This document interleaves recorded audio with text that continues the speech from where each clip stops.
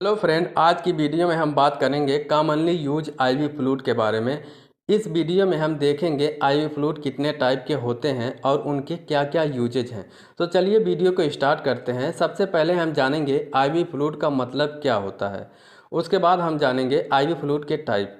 Ivy का मतलब है इंट्रावेनस। यहाँ पे इंट्रा का मतलब है इनसाइड यानी अंदर, और वेनस का मतलब है वेन।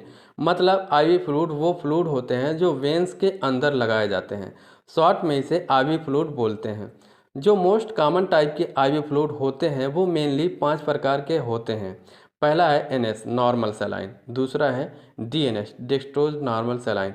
अगर एनएस के अंदर डेक्सट्रोज मिला दिया जाता है तो वो डीएनएस बन जाता है, जिसे हम कॉमनली ग्लूकोज की बॉटल भी बोलते हैं। तीसरा है D5, D10 एंड D25। ये तीनों सोल्यूशन को डेक्सट्रोज सोल्यूशन बोलते हैं।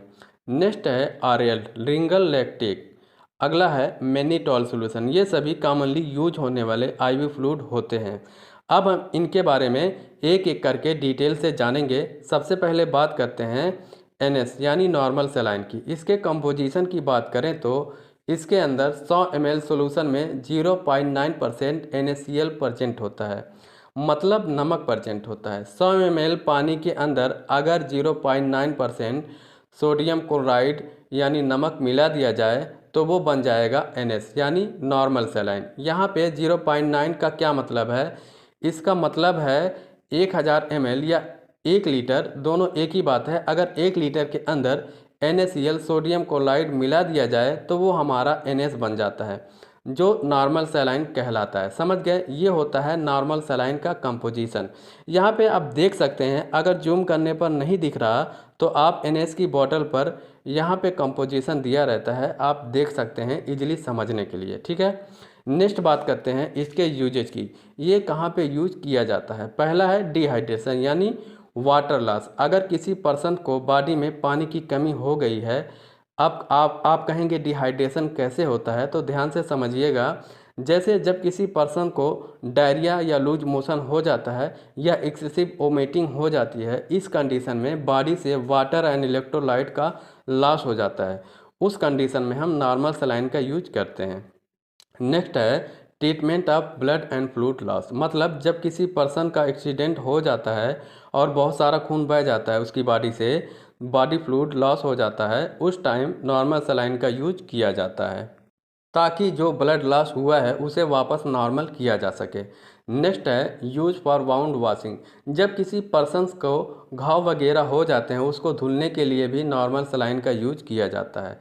अगला यूज है यूज फॉर गिव इंजेक्शन। मतलब बहुत सारे ऐसे इंजेक्शन होते हैं जो हाई कंसनट्रेटेड होते हैं, उनको डाइल्यूट करने के लिए भी एनएस का यूज किया जाता है। इसके डोज की बात करें तो 24 घंटे में 3 से 4 बोतल पेशेंट को दिया जा सकता है। मतलब 24 घंटे के अंदर मैक्सिमम डोज 3 से 4 बॉटल पेशेंट को चढ़ा सकते हैं।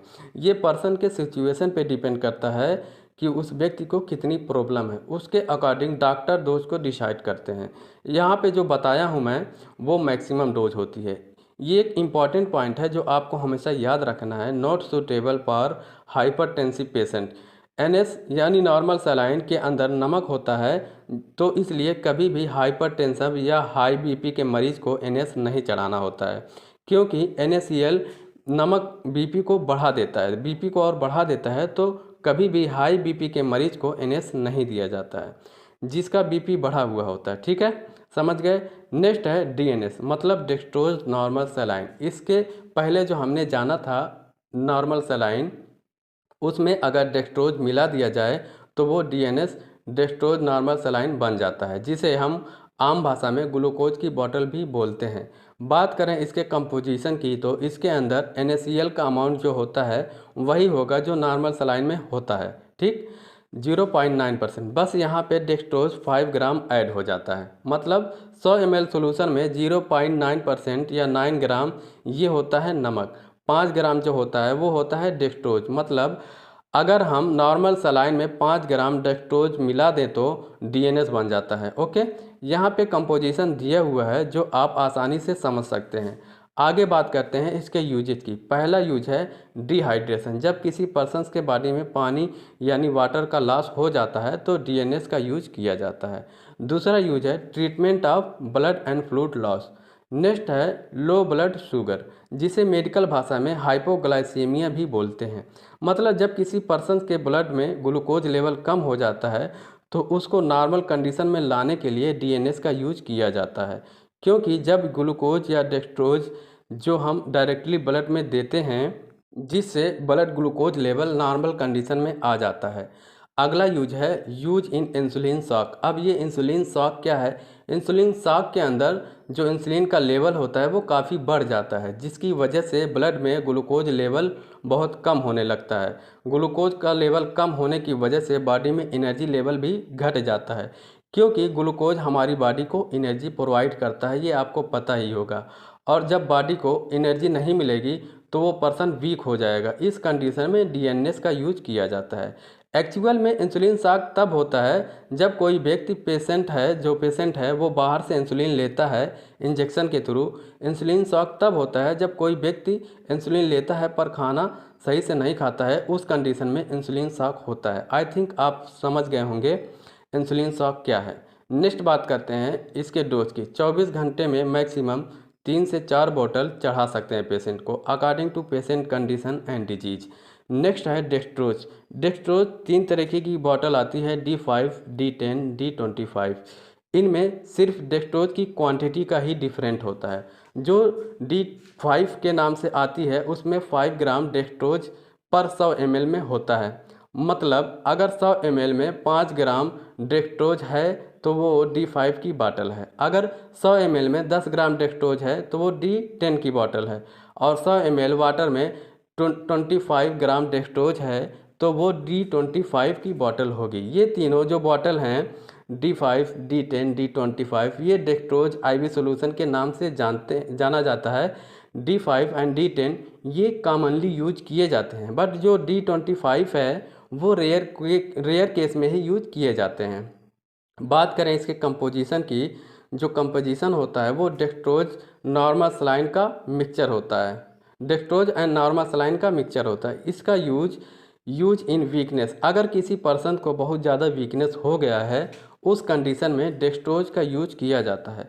Recovery of blood and body fluid loss, ये अगर बॉडी में फ्लूइड लॉस हो गया है किसी कारण से उस कंडीशन में भी इसका यूज किया जाता है। इसके डोज की बात करें तो 24 घंटे में 3 से 4 बोतल पेशेंट को चढ़ाया जा सकता है, अकॉर्डिंग टू पेशेंट कंडीशन। एक इम्पॉर्टेंट नोट है जो आपको हमेशा याद रखना है, not suitable for diabetic patient. मतलब अगर कोई डायबिटिक पेशेंट है उसको आप डेक्सट्रोज नहीं चढ़ा सकते हैं, ठीक है, क्योंकि जो शुगर का पेशेंट होता है उसके अंदर शुगर ऑलरेडी बढ़ा हुआ होता है। अगर हम उसको बाहर से भी शुगर दे देंगे तो उसके बॉडी में ब्लड में शुगर का अमाउंट डबल हो जाएगा, जिससे कॉम्प्लिकेशन हो सकता है, पेशेंट बेहोश हो सकता है। नेक्स्ट है रिंगल लैक्टेट सोल्यूशन।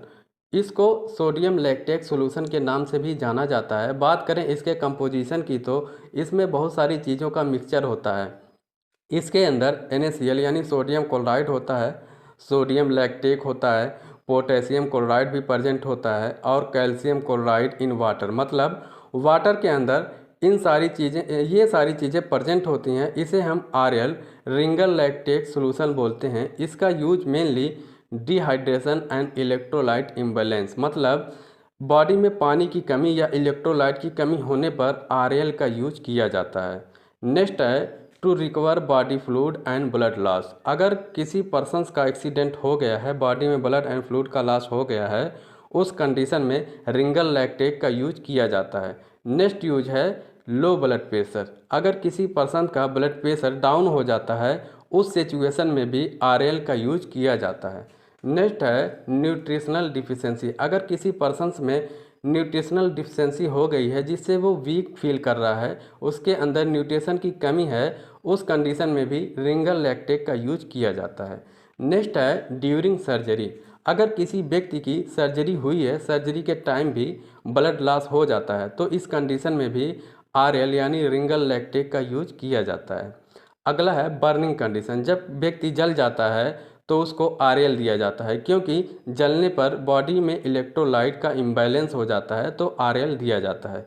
ये डायबिटिक पेशेंट के लिए सूटेबल होता है। अगर किसी पर्सन को बॉडी में पानी की कमी है और उसे डायबिटिक है यानी डायबिटीज़ है तो उसे आरएल दिया जा सकता है, कोई दिक्कत नहीं है, ठीक है। बात करते हैं इसके डोज की, तो 24 घंटे में 1 से 2 बॉटल पेशेंट को चढ़ाया जा सकता है according to patient condition and disease. Dose doctor decide करते हैं। नेक्स्ट है मैनिटॉल सॉल्यूशन। सबसे पहले जानते हैं मैनिटॉल सॉल्यूशन क्या है।